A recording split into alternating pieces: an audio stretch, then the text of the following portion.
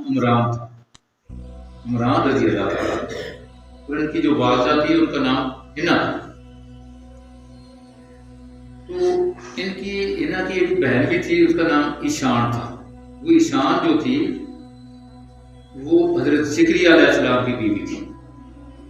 تو جو ہنا اور عمران جو تھے، یہ جب ان کی عمر بڑھتی گئی، بوڑھے ہو گئے، وہ ایک دن ایک درخت کے نیچے بیٹھے ہوئے تھے۔ انہوں نے کیا دیکھا کہ ایک پرندہ جو ہے دوسرے پرندے کے منہ میں دانا ڈال رہا ہے۔ انہوں نے کہا اللہ تعالیٰ تو بے نیاز ہے، دیکھو یہ پرندہ جو ہے چھوٹے پرندے کے منہ میں دانا ڈال رہا ہے، ہمیں بھی اولاد عطا فرما۔ اگر آپ اولاد دے گا اللہ تعالیٰ تو ہم یہ جو بیت المقدس ہے اس کی خدمت کے لیے جو بھی ہماری اولاد ہوئی ہم اس کے لیے اس کو وقف کر دیں گے، تو ہمیں لڑکا عطا فرما، اس کو وہاں رکھ دیں گے۔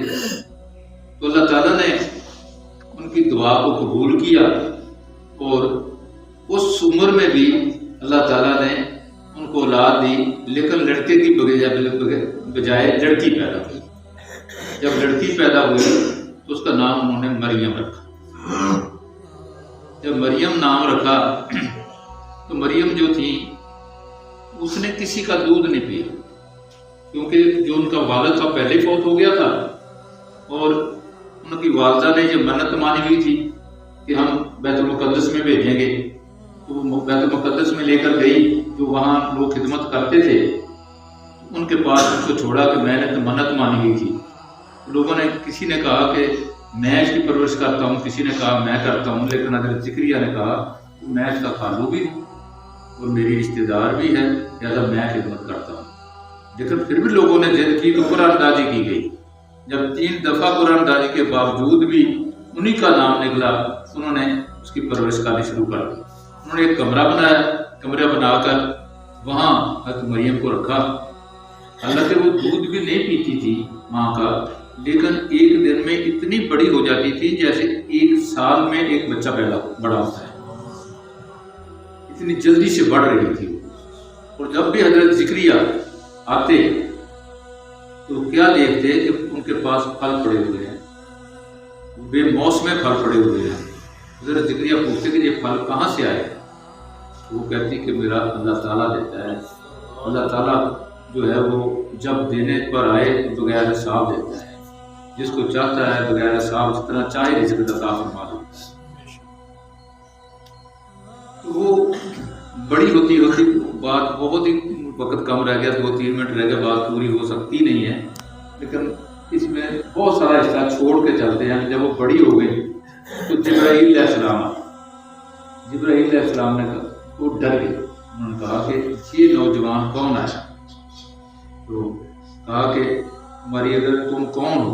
کہا کہ آپ بولو نہیں میں اللہ کا بیٹا ہوا رشتہ ہوں۔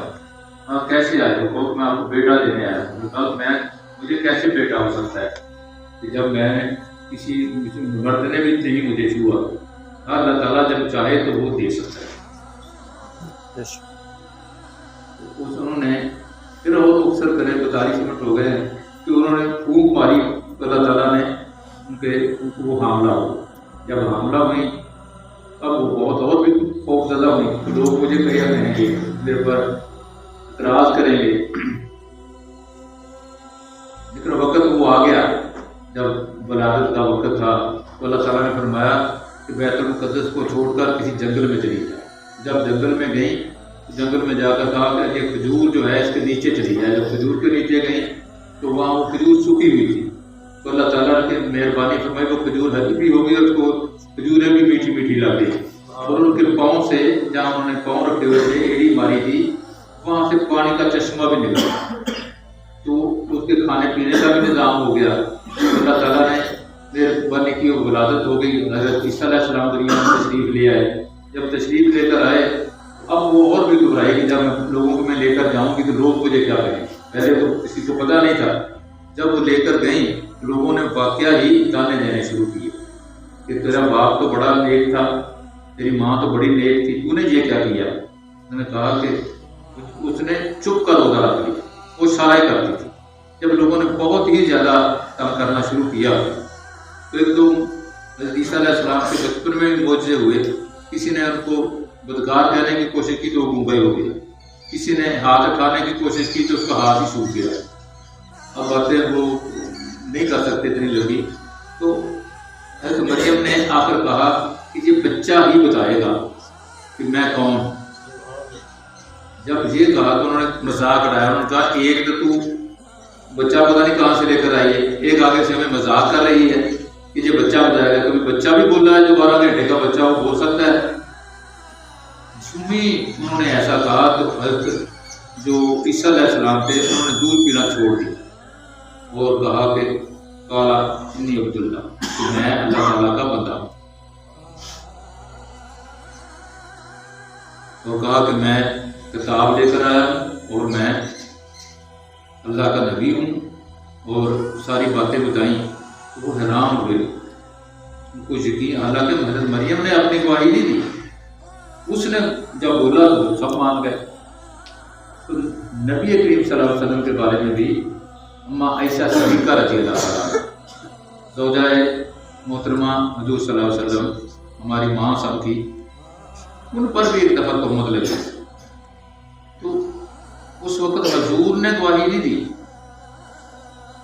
یہاں بیٹے نے گواہی دی، حضرت مریم کے بیٹے نے گواہی دی کہ میں نبی ہوں، اس وقت حضور نے نہیں گواہی دی۔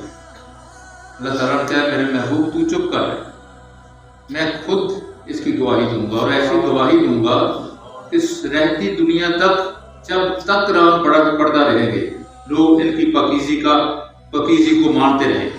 سبحان اللہ۔ تو اللہ تعالیٰ نے خود گواہی دی، کہا کہ اللہ تعالیٰ ایسے کیوں؟ کہا کہ یہی تو فرق ہے روح اللہ اور حبیب اللہ میں، یہی فرق ہے کہ میں گواہی دوں۔ تو جب آپ سمجھدار سب لوگ بیٹھے ہیں کہ جب ایک 12 گھنٹے کا بچہ کہہ سکتا ہے کہ میں نبی ہوں، تو کیسے پاگل لوگ ہیں، کیسے بیوقوف لوگ ہیں، ان کو سمجھ نہیں لگتی کہ کہتے ہیں کہ حضور کو 40 سال کے بعد پتہ چلا کہ نبوت۔ حضور تو خود ہی فرماتے ہیں کہ جب آدم علیہ السلام ابھی مٹی اور پانی میں کے درمیان میں تھا، میں اس وقت بھی نبی تھا۔ سبحان اللہ۔ تو لوگوں کی یہ خام خیالی ہے، لوگوں کو سمجھ نہیں لگتی کہ حضور کو کیوں نہیں پتا تھا، بچپن میں پتا تھا، پتھروں کو پتا تھا، پتھر کہتے تھے کہ السلام علیکم یا رسول اللہ، درخت بول پڑتے تھے، درختوں کو پتا تھا، پتھروں کو پتا تھا، وہ حلیمہ کی اونٹنی پر بیٹھے تو اونٹنی کو پتا تھا، حضور کو نہیں پتا تھا، ہم کو پتا تھا۔ تو میں نے مختصر بات کر دی، ٹائم نہیں تھا، تو انشاءاللہ تعالیٰ پھر کبھی موقع ملا تو اس بات کو بیان کریں گے۔ آپ رضا بنا